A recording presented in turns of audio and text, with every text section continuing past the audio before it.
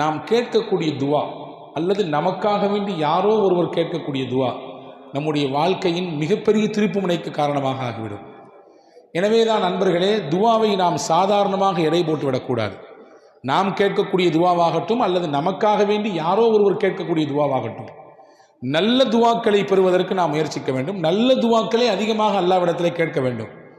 ரசூலுல்லாஹ் சொன்னார்கள், பாருங்கள், உங்களுக்கு நான் ஒரு விஷயம் சொல்லுகிறேன், நீங்கள் உங்களால் எடுத்து நடக்க முடியுமா என்று பாருங்கள். மா யுன்ஜீக்கும் மின் அதுவிக்கும் வயதருலக்கும் அர்ஸாக்கும். உங்கள் எதிரிகளை நீங்கள் வெல்லுவதற்கு அதுதான் மிகப்பெரிய ஆயுதம். உங்களுக்கான ரிஸ்கை இழுத்து கொண்டு வருவதற்கு அதுதான் பெரிய ஆயுதம். நீங்கள் உழைக்கிறீங்க, கஷ்டப்படுறீங்க, பல்வேறு விதமான முயற்சிகளை போடுகிறீர்கள், எல்லாம் சரிதான். உங்களுக்கான ரிஸ்கை இழுத்து கொண்டு வருவது நான் சொல்லக்கூடிய விஷயம். அதே போன்று நீங்கள் யாரை எதிரி என்று நினைக்கிறீர்களோ அவர்களை வெல்வதற்கு நான் சொல்லக்கூடிய இந்த ஆயுதத்தை விட பெரிய சக்தி ஒன்றும் கிடையாது அப்படின்னு சொல்லிட்டு ரசூலுல்லாஹ் சொன்னாங்க, ததுஊனல்லாஹ ஃபீ லைலத்திக்கும் வ நஹாரிக்கும். உங்கள் இரவு பகல் பாராமல் உங்கள் ரப்பிடத்திலே கையேந்துங்கள். இதுதான் உங்கள் ரிஸ்கை உங்களுக்கு கொண்டு வந்து சேர்க்கும். உங்கள் எதிரி யாரோ அவனுடைய உள்ளத்திலே அச்சத்தை உங்களை பற்றி ஏற்படுத்தும். எது? நீங்க கேட்கக்கூடிய துஆ தான், நீங்க கேட்கக்கூடிய அந்த பிரார்த்தனை தான். ஃபஇன்ன துஆ சிலாஹுல் மூமின். ஒரு மூமினுடைய பேர் ஆயுதம் எது என்றால் பிரார்த்தனை தான், துஆ தான் என்று பெருமானார் ஸல்லல்லாஹு அலைஹி வஸல்லம் கற்றுத்தந்தாங்க. எனவே அன்பர்களே, பல நேரங்களிலே துஆக்கள் நம் முன்னோர்களுக்கு மிகப்பெரிய திருப்புமுனையாக இருந்திருக்கிறது. நமக்கெல்லாம் தெரியும், முகமது நபியை எதிர்த்த மக்காவின் தலைவர்களிலே முதன்மையானவர், முக்கியமானவர் யார் என்றால் உமர். உமர் எதிர்த்தார். எந்த அளவிற்கு எதிர்த்தார் என்றால் அவருடைய வரலாறு வருகிறது, கத்தியை தூக்கி கொண்டு முகம்மதின் தலையை வெட்டப் போகிறேன் என்று போனார். ஒன்று இந்த ஊரில் நான் இருக்க வேண்டும், இல்லது முகம்மது இருக்க வேண்டும். என்ன ஏடகணமாக பேசிட்டு இருக்காராமா, முன்னோர்களுடைய அந்த வழியை எல்லாம் தூற்றி பேசுகிறாராமா, அவரை நான் வெட்டப் போகிறேன் என்ற ஆவேசத்தோடு போனார். அந்த ஆவேசத்தோடு போன உமர் ஒரு செகண்ட்ல அவருடைய உள்ளம் மாறிச்சு. அவங்க தங்கச்சி வீட்டுக்கு வந்தாங்க, வந்து பார்த்தார்கள், குரானை பார்த்தார்கள், அங்கே ஓதப்பட்ட விஷயம் உள்ளத்தை மாற்றிச்சு. ரசூலுல்லாஹ் போய் சந்திச்சாங்க, இஸ்லாத்தை ஏற்றுக்கிட்டாங்க. அதற்கு பின்னால் இஸ்லாத்தினுடைய வளர்ச்சியிலே பெரும் பங்காற்றியவர் உமர் ரலியல்லாஹு அன்ஹு. இஸ்லாத்தை மக்காவிலே பகிரங்கப்படுத்தியதிலே முதன்மையானவர் சையதுனா உமர் ரலியல்லாஹு அன்ஹு. சரி, நான் கேட்குறேன், உமர் ரலியல்லாஹு அன்ஹுடைய இந்த மனமாற்றத்துக்கு என்ன காரணம்? அவருடைய வாழ்க்கையோட இந்த திருப்பு முனைக்கு என்ன காரணம்? ரசூலுல்லாஹ்வுடைய துஆ தான் காரணம். நபி ஸல்லல்லாஹு அலைஹி வஸல்லம் இப்படி துஆ செய்தார்கள், அல்லாஹும்ம அய்யிதுல் இஸ்லாம் பி அஹப்பி ஹாதைனிர் ரஜுலைனி இலைக்க. யா அல்லாஹ், நான் 2 பேரை இப்படி சுட்டி காட்ட போகிறேன். இந்த 2 பேரில் உனக்கு யாரை பிடிக்குமோ அவரை கொண்டு இந்த சத்திய இஸ்லாத்தை நீ பலப்படுத்துவாயாகன்னு சொன்னாங்க ஸல்லல்லாஹு அலைஹி வஸல்லம். 2 பேர் ரசூலுல்லாஹ் சுட்டி காட்டினாங்க. யாரு? ஒன்று உமர், இன்னொரு அபுல் ஹிகம், அதாவது அபு லஹப். இந்த 2 பேர்ல உனக்கு யாரை பிடிக்குமோ அவரை கொண்டு இந்த சத்திய இஸ்லாத்தை நீ பலப்படுத்துவாயாக என்று துவா செய்தார்கள். நேத்து துவா செய்தார்கள், இன்னைக்கு உமர் இஸ்லாத்தை ஏற்றுக்கிட்டார். நேத்து துவா செய்தார்கள், இவர் இஸ்லாத்தை ஏற்றுக்கணுன்ற மனம் வரும் பொழுது அவர்களுடைய தங்கையின் வீட்டிலே உட்கார்ந்து குரானை சொல்லிக் கொண்டு கொடுத்த ஒரு சஹாபி சொன்னார்கள், உங்களை பத்தி நேத்தான் ரசூலுல்லாஹ் துவா செஞ்சாங்க, அல்லாஹ் எப்படி கபூல் செஞ்சினா பாருங்க. அப்படி அல்லாஹ் எப்படி உங்களுடைய வாழ்க்கையிலே அதை உண்மையாக்கி விட்டான் பாருங்கள் என்று சொன்னார்கள் அந்த சஹாபி தோழர். எனவே உமர் ரலியல்லாஹு அன்ஹுடைய வாழ்க்கையின் திருப்புமுனை நாயகத்தின் துவா. இஸ்லாம் கடுமையாக எதிர்க்கப்பட்டது மக்காவின் மண்ணிலே, மதினாவுக்கு போன பிறகும் எதிர்க்கப்பட்டது.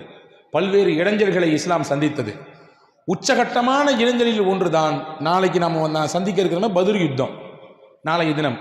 அந்த பத்ர் யுத்தத்திலே சஹாபாக்கள் வெறும் 313 சஹாபாக்கள், எதிரணியிலே ஆயிரக்கணக்கான நபர்கள், எல்லா ஆயுதமும் அங்கே அந்த பகுதியில் இருக்குது. இங்கே எல்லாவற்றிலும் குறைவு. ரசூலுல்லாஹி ஸல்லல்லாஹு அலைஹி வஸல்லம் அன்னவர்கள் யுத்தம் நடந்து கொண்டிருக்கிற சமயத்திலே கூடாரத்திலே நெத்தியை பூமியில் வைத்துக்கொண்டு அல்லாஹ்விடத்திலே சஜிதாவிலே துவா செய்து கொண்டிருந்தார்கள். அலி ரலியல்லாஹு சொல்றாங்க, நான் ரசூலுல்லாஹ்க்கு ஏதோ ஆயிருமோன்னு பயந்து போய் உள்ள பார்த்தேன். நபி ஸல்லல்லாஹு அலைஹி வஸல்லம் யா ஹய்யு யா கய்யூம், யா ஹய்யு யா கய்யூம் என்ற துவாவை சத்தமாக சொல்லி அல்லாஹ்விடத்திலே கேட்டுக்கொண்டிருந்தார்கள். 3 தடவை நான் பார்த்தேன்.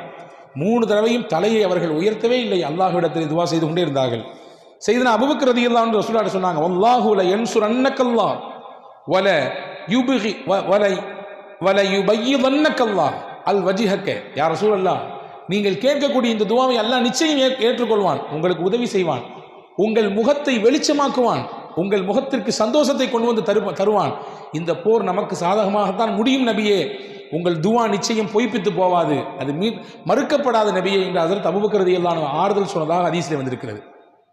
பத்ர் யுத்தம் குறைந்த எண்ணிக்கையை கொண்டு, குறைந்த ஆட்பலங்களை கொண்டு, குறைந்த ஆயுதங்களை கொண்டிருந்த முஸ்லிம்கள் வெற்றி பெற்றார்கள் என்றால் அல்லாஹுவின் நாட்டம் என்பதோடு சேர்த்து முக்கியமாக நாயகத்தினுடைய ஒப்பற்ற துவா, அந்த துவா, நாயகத்தினுடைய அந்த அழுகை, அவர்களுடைய கண்ணீர், அதுவெல்லாம் பத்ர் யுத்தத்திற்கு ஒரு வெற்றியை வாங்கி தந்ததற்கு முக்கியமான காரணம். எனவே அன்பு பெருமக்களே, வாழ்க்கையினுடைய டேர்னிங் பாயிண்ட், திருப்பு முனையாக நமக்கு அமைவதிலே துவா என்பது மிக முக்கியமாக பங்காற்றுகிறது. எனவேதான் ஹஜ்ரத் மூசா அலைஹிஸ்ஸலாம் கேட்ட துவாவை இன்றைக்கு நாம் ஓதின வசனங்களிலே அல்லாஹ் ஒரு இடத்திலே சொல்கிறான். மூசா அலைஹிஸ்ஸலாம் இருந்தது எகிப்திலே. அந்த எகிப்திலிருந்து மதியன் என்ற நகரத்திற்கு அவர்கள் வந்தார்கள். ஏன் வந்தார்கள்? பின்னால் ஒரு காரணம். என்ன காரணம்? சண்டை போட்டுக் கொண்டிருந்த 2 பேருக்கு இடையிலே சமாதானம் செய்ய போனார்கள். சமாதானம் செய்ய போகும்பொழுது ஒருத்தரை லைட்டாக ஒரு தட்டு தட்டினாங்க. அடியை தாக்கு பிடிக்காம அவன் இறந்து போயிட்டான். இறந்து போனதற்கு பிறகு பேச்சு அப்படியே இவரை கொன்னவர் யார் என்று தெரியவில்லையே என்று அப்படியே பரவுகிறது. மறுநாள் அந்த சம்பவம் நடந்த 2வது நாள், நேற்று யார் ஒருத்தன் கூட சண்டை போட்டுருந்தானோ அதே ஆள் இன்னொருத்தன் கூட சண்டை போட்டுட்டு இருக்கிறான். மூசா அலைஹிஸ்ஸலாம் புரிஞ்சுட்டாங்க, நம்ம போய் தடுத்து இந்த காரியத்தை சரி செய்யலாம்னு நினைச்சோம், ஒருத்தர் அடித்தோம், அவன் செத்து போயிட்டான், அல்லாஹ் நம்ம தௌபா செஞ்சுக்கிட்டோம். இவன் மறுபடியும் சண்டை போடுறான்னா இவன் தான் பிரச்சனை, இவன் தான் ஒவ்வொருத்தண்டையா போய் வம்பிழுக்கிறது. ஏப்பாங்க வா என்று கூப்பிட்டு பேசக்கூடிய சமயத்தில் அவன் சொன்னான், நேற்று ஒருத்தனை அடித்து கொன்னியே, அதே மாதிரி என்னையும் நீ கொன்ன போறியா அப்படி கேட்டான். இந்த வார்த்தை சத்தமாக சொன்னவுடன் சுற்றி இருந்த மக்கள் தான் திரும்பி பார்த்தார்கள். இப்போ நேற்று இறந்து போனதுக்கு காரணம், ஒருத்தன் இறந்து போனதுக்கு காரணம் இவர் தான் என்று எல்லாருடைய பார்வையும் மூசாவின் மீது படுகிறது. மூசா அலைஹிஸ்ஸலாமுக்கு இப்பொழுது அல்லாஹ்வினுடைய உத்தரவு, இந்த இடத்தை விட்டு கடந்து போகணும் அப்படின்னு சொல்லி எகிப்திலிருந்து கிளம்புகிறார்கள். மதியனுக்கு போக வேண்டும். எப்படி போவது? வழி என்ன சாதனம்? எதுவுமே இல்லை. அல்லாஹ்வின் மீது தவக்கல் வைத்து செல்கிறார்கள். போனார்கள். போய் மதியன் தேசத்திற்கு இறங்கினார்கள். யாருமே ஆள் அரவம் இல்லாத இடம். அந்த இடத்திலே சில மக்கள் தங்களுடைய ஆடு ஒட்டகங்களுக்கு தண்ணீர் கொடுத்துட்டு இருக்கிறாங்க. அதை நின்று வேடிக்கை பார்த்துட்டே இருக்கிறாங்க. ஓரத்தில் 2 பெண்கள் ஓரமாக நிற்கிறார்கள். அந்த பெண்கிட்ட போய் மூசா அலைஹிஸ்ஸலாம் கேட்டாங்க, நீங்கள் மட்டும் ஏன் இங்கே நிற்கிறீங்க? எல்லாரும் அங்கே போய் தண்ணி பிடிச்சிட்டு இருக்காங்களே. அந்த 2 பெண் பிள்ளைகளும் சொன்னார்கள், அந்த கூட்டம் போனதுக்கு பின்னாடி தான் நாங்கள் தண்ணி பிடிப்போம், ஆண்களோடு கலக்க மாட்டோம், நாங்கள் தனியாகத்தான் போய் பிடிப்போம். சரி, வேற எதுவுமே கிணறே இல்லையா? அங்கே தண்ணி பிடிக்கிறதுக்கு இருக்குது, ஒரு பாலடைந்த கிணறு. அந்த கிணத்தினுடைய மூடியை திறக்கிறதே ரொம்ப கஷ்டம். எங்கே இருக்கு காட்டுங்க. நேராக மூசா அலைஹிஸ்ஸலாம் போனாங்க. அந்த கிணற்றின் மூடியை அப்படியே தூக்கி எடுத்து தண்ணீரை பிடித்து அந்த பெண்கள் இருவருக்கும் ஊற்றி கொடுத்து அனுப்பிவிட்டார்கள். வரலாற்றில் எழுதுறாங்க தஃப்சீரில், அந்த மூடியை 10 பேர் சேர்ந்தால் தான் தூக்க முடியுமா. ஆனால் மூசா அலைஹிஸ்ஸலாம் ஒத்த ஆளாக தூக்குனாங்க. இந்த 2 பெண்களும் வீட்டுக்கு எப்பொழுதுமே தாமதமாக போகக்கூடியவர்கள். அன்னைக்கு ரொம்ப சீக்கிரமாக வந்தாங்க. அவருடைய தகப்பனார், அவரும் ஒரு நபி, வயதானவர். அந்த நபிக்கு பெயர் ஷுஐப். அவங்க கேட்டாங்க, என்னம்மா எப்பொழுதுமே லேட்டாக வருவீங்களா, இன்னைக்கு சீக்கிரமாக வந்துட்டீங்களே. கதையை சொன்னாங்க. ஒரு வாலிபர் பார்ப்பதற்கு நல்ல மனிதராக தெரிகிறார், நம்பிக்கையாளராக இருக்கிறார், ரொம்ப பலமிக்கவராக இருக்கிறார், அவர் செய்த உதவித்தான் இது என்று அந்த 2 பிள்ளைகளும் தன் தகப்பனிடத்திலே சொன்னார்கள். இது ஒரு புறம் போகட்டும். மூசா அலைஹிஸ்ஸலாம் இந்த நன்மையை செய்து முடித்துவிட்டு அல்லாஹ்விடத்திலே துவா செய்தார்கள். என்ன துவா செய்தார்கள்? அதுதான் இன்று அல்லாஹ் குர்ஆனிலே சொல்கிறான். அதுதான் இன்னைக்கான நமக்கான செய்தி. ரப்பி இன்னி லிமா அன்ஸல்த இலைய மின் கைரின் ஃபகீர். யா அல்லாஹ், என் மீது சுமத்தப்பட்ட இந்த குற்றத்தினாலே உன்னுடைய நாட்டத்தை நாடி நான் இதோ வந்துவிட்டேன். இப்பொழுது எனக்கு எதுவுமே இல்லை, தங்குவதற்கு இடம் இல்லை, உடுத்துவதற்கு இந்த ஆடையை தவிர்த்து வேறு எதுவும் இல்லை, உண்ணுவதற்கு இலை தலைகளை தவிர வேறு எதுவும் இல்லை. இப்பொழுது நீ எனக்கு எந்த நலவை கொடுத்தாலும் அதன் பக்கம் ரொம்ப தேவையானவன் நான். வைத்துக் கொள்ளுங்கள், ஊர் தெரியாது, பாஷை தெரியாது, எந்த ஒரு அறிமுகமும் இல்லாத ஒரு பகுதி, நாம் போய் தனியாக மாட்டிக்கொண்டோம். இப்பொழுது நம்முடைய மனநிலை எப்படி இருக்கும்? பாஷையும் தெரியாது, அறிமுகமான அவர்களும் இல்லை, எங்கே போய் இறங்கணும், எங்கே போய் சேரணும், இருந்த அட்ரஸ் ஃபுல்லாக தொலைஞ்சு போச்சு, எதுவும் இல்லாமல் இருக்கிறோம். இப்பொழுது நம்முடைய மனநிலை எப்படி இருக்கும்? இதோடு மூசா அலைஹிஸ்ஸலாமை கற்பனை பண்ணுங்கள். மூசா அலைஹிஸ்ஸலாம் அல்லாஹ்விடத்திலே கேட்டார்கள், யா அல்லாஹ், இப்போ எனக்கு என்ன கொடுத்தாலும் எனக்கு தேவை, எப்படியாவது எனக்கு வழிகாட்டு என்று கேட்டார்கள். இந்த துவாவின் பரக்கத் வரலாற்றில் எழுதுறாங்க, ஆசிரியர் பெருமக்கள் சொல்லித் தருவார்கள். வாழ்க்கையில் ஒரு மனிதன் எதையெல்லாம் தேடுவானோ எல்லாவற்றையும் அல்லாஹ் இந்த துவாவை கொண்டு அல்லாஹ் நிறைவேற்றி தருவான். மூசாவுக்கு மட்டுமல்ல, நமக்கும். வேலை இல்லாமல் திண்டாட்டத்தோடு நிறைய பிள்ளைகள் இன்றைக்கு இருக்கிறார்கள். உள்ளபடியே நம்பிக்கையோடு இந்த துவாவை அவர் ஓதி வருவாரையானால் நல்ல வேலை வாய்ப்பை அல்லாஹ் கொடுப்பான். திருமணம் முடியாமல், ஜோடிகள் அமையாமல், வரன்கள் அமையாமல், ஆண் பிள்ளைகளுக்கு பெண் பிள்ளைகள் அமையாமல், அல்லது பெண் பிள்ளைகளுக்கு ஆண் மகன்கள் அமையாமல் வருத்தப்பட்டு கொண்டிருக்கக்கூடிய அந்த தம்பதிகள் அல்லது அந்த பிள்ளைகளை பெற்றெடுத்த பெற்றோர்கள் இந்த துவாவை தொடர்ச்சியாக ஓதினால் அல்லாஹ் நல்ல வரன்களை ஏற்படுத்தி தருவான். அதே போன்று கல்வியை தேடி, பொருளாதாரத்தை தேடி, வியாபாரத்தினுடைய விருத்தியை தேடி என்னென்ன வேண்டுமோ உலகத்தில் அதையெல்லாம் உள்ளத்தில் வைத்துக்கொண்டு இந்த துவாவை ஒருவர் நம்பிக்கையோடு ஓதினால் அதை அல்லாஹ் நிறைவேற்றி தருவான். ஏனென்றால் மூசா அலைஹிஸ்ஸலாம் இந்த துவாவை ஓதினார்கள். ஓதியதுதான் அவர்களுடைய வாழ்க்கையின் திருப்பு முனை. எதுவுமே இல்லாமல் நின்ற மூசா அலைஹிஸ்ஸலாமுக்கு முதலில் அங்கே ஷுஐப் அலைஹிஸ்ஸலாம் கூட்டு விடுறாங்க. உங்களுக்கு ஹெல்ப் பண்ணாங்கல்ல, அந்த வாலிபரை போய் கூட்டுவாங்கன்னு சொல்லி அந்த 2 பெண்களில் ஒரு பிள்ளை அனுப்பி வச்சாங்க. அந்த ஒரு பிள்ளை வந்து சொன்னது, என்னுடைய தகப்பனார் உங்களை கூப்பிடுறாங்க, நீங்கள் எங்களுக்கு ஹெல்ப் பண்ணுறதுக்கு, உங்களுக்கு உதவி செய்யணும்னு நினைக்கிறாங்க என்று கூப்பிட்டு விட்டார்கள். இப்போ ஒரு பெரிய ஆறுதல். ஆளே இல்லை என்று நினைத்தோம், அறிமுகமே இல்லை என்று நினைத்தோம். அல்லாஹ் யாரையோ நமக்கு இப்பொழுது அறிமுகப்படுத்துகிறான். முதல் ஆறுதலுங்க. வெளியூரில் வெளிநாட்டில் போய் இறங்குறோம், அங்கே ஒருத்தர் நமக்கு தமிழ் பேசுகிறாரு அல்லது நம்ம பாஷை பேசுகிறாரு வச்சுங்களேன், அவரை முதல்ல பார்த்து பக்கத்தில் நெருங்கிடுவோம். நம்ம ஊருக்காரரா நீங்கள் அப்படிமோ. அவர் இருக்கிறது கன்னியாகுமரியில் இருப்பார், நம்ம அங்கே இருப்போம். ஆனால் அவர் பேசுகிற அந்த ஒரு சின்ன அறிமுகம் கிடைத்தவுடன் நமக்கு ஏதோ ஒரு புதிதாக ஏதோ ஒன்று நிறைய கிடைத்தது போன்று இருக்கும். மூசா அலைஹிஸ்ஸலாமுக்கு அது கிடைத்தது. போனார்கள். போன உடனே விவரத்தை ஃபுல்லாக சொன்னாங்க, நான் இப்படி வந்தேன்னு சொல்லி. சரி பரவாயில்ல, நீங்கள் இங்கே தங்கலான்னு சொன்னாங்க. 2வது இடம் கிடச்சி போச்சு. மட்டும் இல்லை, உங்களுக்கு நான் வேலை கொடுக்குறேன்னு சொன்னாங்க ஹஜ்ரத் ஷுஐப் அலைஹிஸ்ஸலாம். என்னுடைய வீட்டிலே நீங்கள் வேலை செய்யலாம், 8 ஆண்டுகள் வேலை செய்யலாம். வேலை செய்தால் அதோடு மட்டும் உங்களை நிப்பாட்ட மாட்டேன், உங்களை என் மருமகனாக ஆக்கிக் கொள்கிறேன், உங்களுக்கு கல்யாணம் முடிச்சு தருகிறேன். என்னுடைய 2 பிள்ளைகளில் ஒன்றை சொன்னார்கள். திருமணமானது. வரலாற்றில் எழுதுறாங்க, இந்த மதியன் தேசத்திற்கு மூசா அலைஹிஸ்ஸலாம் வரும் பொழுது வெறும் மூசாவாக வந்தார். மதியனை விட்டு மறுபடியும் எஜிப்துக்கு திரும்பி போகிற பொழுது மூசா ரசூலுல்லாவாக போனார், இறைவனின் தூதராக போனார். இது ஏன் கிடைத்தது? இந்த துவாவினுடைய பரக்கத். எனவே அன்பு பெருமக்களே, ஒரு மகத்தான துவா மூசா அலைஹிஸ்ஸலாம் ஓதிய துவா. இந்த துவாவை ஓதியதினால் அல்லாஹ் எல்லா விதமான வளங்களையும் ஹஜ்ரத் மூசா அலைஹிஸ்ஸலாமுக்கு கொடுத்தான். அங்கே தங்குவதற்கு இடம் கொடுத்தான், அவர்களுக்கு உணவு கொடுத்தான், அவர்களுடைய தேவை பூர்த்தியானது, அவர்களுக்கு நிக்காஹ் நடந்தது.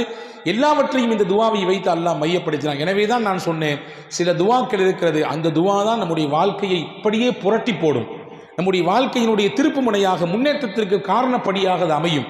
அப்படி மூசா அலைஹிஸ்ஸலாமுடைய வாழ்க்கையில் நடந்த மிக முக்கியமான நிகழ்ச்சியை தான் சூரா கஸஸ் என்கின்ற இந்த அத்தியாயம் நமக்கு சொல்லித் தருகிறது. அன்பு பெருமக்களே, இந்த நிகழ்ச்சியிலிருந்து நான் உங்களுக்கு சொல்லக்கூடிய விஷயம் என்னவென்றால், எதை நாம் நாடி இருக்கிறோமோ, என்ன வேண்டும் என்று நாடி இருக்கிறோம், நம்ம பிள்ளைக்கு நல்ல ஒரு எதிர்காலம் அமையணும், வீட்டை கட்டி முடிக்கணும், நம்ம பிள்ளைக்கு கல்யாணத்தை பண்ணணும், நம்ம வியாபாரத்தை முன்னேற்றப்படுத்தணும், என் பிள்ளைக்கு நல்ல படித்து முடிச்சிருக்காரு, ஒரு வேலை வாய்ப்பு அமையணும், நல்ல கல்வியில் உயர்ந்து நிற்கணும், எது உண்டோ அதை உள்ளத்தில் ஆழ் மனதில் விதைத்து நம்பிக்கையோடு இந்த துவாவை ஓதி வந்தால் நிச்சயம் அந்த காரியத்தை அல்லாஹ் கைகூடச் செய்வான் என்பதை அறிஞர்களும் வரலாற்று ஆசிரியர்களும் திருக்குர்ஆனுடைய விரிவுரையாளர்களும் சொல்லித் தருகிறார்கள். அப்படிப்பட்ட மகத்தான துவா இன்று ஓதப்பட்டது. அன்பு பெருமக்களே, இந்த துவாவை நாம் உள்வாங்கிக் கொள்வோம். ரொம்ப சுருக்கமான வார்த்தைகள். ரப்பி இன்னி லிமா அன்சல்த இலைய மின் கைரின் ஃபகீர். மொத்தமே ஒரு 6 அல்லது 7 வேர்ட்ஸ். இன்னைக்கு பரீட்சைகள் நடந்து கொண்டிருக்கக்கூடிய காலம் இல்லையா, பப்ளிக் எக்ஸாம் நடக்குது நம்முடைய பிள்ளைகளுக்கெல்லாம், அவங்களுக்காண்டி நம்ம துவா செஞ்சு அனுப்பலாம். துவா என்பது இருக்கிறதே நமக்கு மட்டுமாக சுருக்கி கொள்ளக்கூடாது, பரந்துபட்ட பார்வையில் கேட்க வேண்டும், எல்லோருக்கும் கேட்க வேண்டும். அப்படி கேட்டால் என்ன நடக்கும்? நம் தேவை சாதாரணமாக நிறைவேறும். ரசூலுல்லாஹ்விடத்திலே ஒரு சஹாபி வந்தார். ரசூலுல்லாஹ்விட முன்னால் உட்கார்ந்து இப்படி துவா செய், அல்லாஹும் மர்ஹம்னி வ முஹம்மதன் வலா துஷ்ரிக் ஃபீனா அஹதன். யா அல்லாஹ், எனக்கும் முகமது நபிக்கும் மட்டும் ரஹமத் செய்யி, வேற யாரும் கொடுத்துறாங்க அப்படின்னாரு. எனக்கும் முகமது நபிக்கு மட்டும் ரஹமத் செய்ய, வேறு யாரும் கொடுத்துறாருன்னார். ரசூல் ஸல்லல்லாஹு அலைஹி வஸல்லம் அவரை வந்து பக்கத்தில் ஒரு தட்டி, என்னப்பா இது துவால இப்படியா கஞ்சத்தனம் காட்டுறது, எல்லாத்துக்கும் விசாலமாக அல்லாஹ் ரஹமத்தை தரப்போறான், எல்லாம் தரப்போறான், இதில் என்ன நீ சுருக்கி கேட்குறான், எல்லாம் விசாலமாக கேள அப்படின்னு சொல்லி ஹஜ்ரத் ரசூலுல்லாஹி ஸல்லல்லாஹு அலைஹி வஸல்லம் சொல்லிக் கொடுத்ததாக வரலாற்று குறிப்பிருக்கிறது. எனவே ஹதீஸிலே வந்திருக்கிறது, ஒரு மனிதர் இன்னொரு சகோதரருக்காக வேண்டி துவா செய்தால் மலக்கை அல்லாஹ் நியமிப்பான். பக்கத்திலே நியமித்த அந்த மலக்கு சொல்வார், யா அல்லாஹ், இவர் இந்த நபருக்காகவே நீ துவா செய்கிறார், இவருக்கு நீ என்னவெல்லாம் கொடுப்பாயோ எல்லாத்தையும் கொடு. யா அல்லாஹ், இவர் இந்த மனிதரின் நோய் நீங்குவதற்காகவே நீ கையேந்திருக்கிறார். யா அல்லாஹ், அவர் கஷ்டப்படுறாரு, கஷ்டத்தில் இருக்காரு, அவர் நோயில் அவதிப்படுறாரு, அவர் நோயை நீக்கிரு, அவருடைய கடனை நீக்கிரு, அவருடைய கஷ்டத்தை போக்கிரு என்று ஒருவர் துவா செய்தால் மலக்கு பக்கத்திலே உட்கார்ந்து சொல்லுவார், யா அல்லாஹ், அந்த கஷ்டத்தை, அந்த நோயை, அந்த சிரமத்தை இவருக்கு கொடுக்காத. ஏன்னா இவர் இன்னொருத்தர் கேட்டு இருக்காரு, இன்னொருத்தருடைய சிரமம் நீங்க கேட்கிறார், இவருக்கு நீ கொடுக்காதே அல்லாஹ் என்று மலக்கு சொல்லுவார் என்று ஹஸரத் ரசூலுல்லாஹி ஸல்லல்லாஹு அலைஹி வஸல்லம். எனவே துஆ இருக்கிறது மகத்தான ஆயுதம். எக்கச்சக்கமான நபிமார்கள் துஆவை கொண்டுதான் இந்த சமூகத்திலே மிகப்பெரிய மாற்றத்தை ஏற்படுத்தியிருக்கிறார்கள். இன்னைக்கு இருக்கக்கூடிய காலகட்டத்திலே முஸ்லிம் உம்மத் செய்ய வேண்டிய பிரதான விஷயம் துஆ.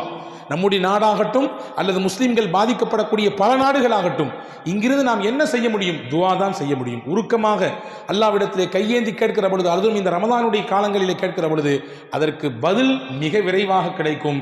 மூசா அலைஹிஸ்ஸலாமின் வரலாறும் அதை தான் நமக்கு சொல்லித் தருகிறது. வல்ல ரஹ்மான் அல்லாஹ் இதுபோன்று உண்டான நல்ல துஆக்களை உள்வாங்கிக் கொண்டு நம் வாழ்க்கையிலே எடுத்து நடக்கக்கூடிய நல்ல பாக்கியத்தை அல்லாஹ் உங்களுக்கும் எனக்கும் எல்லா மக்களுக்கும் அல்லாஹ் வழங்குவானாக.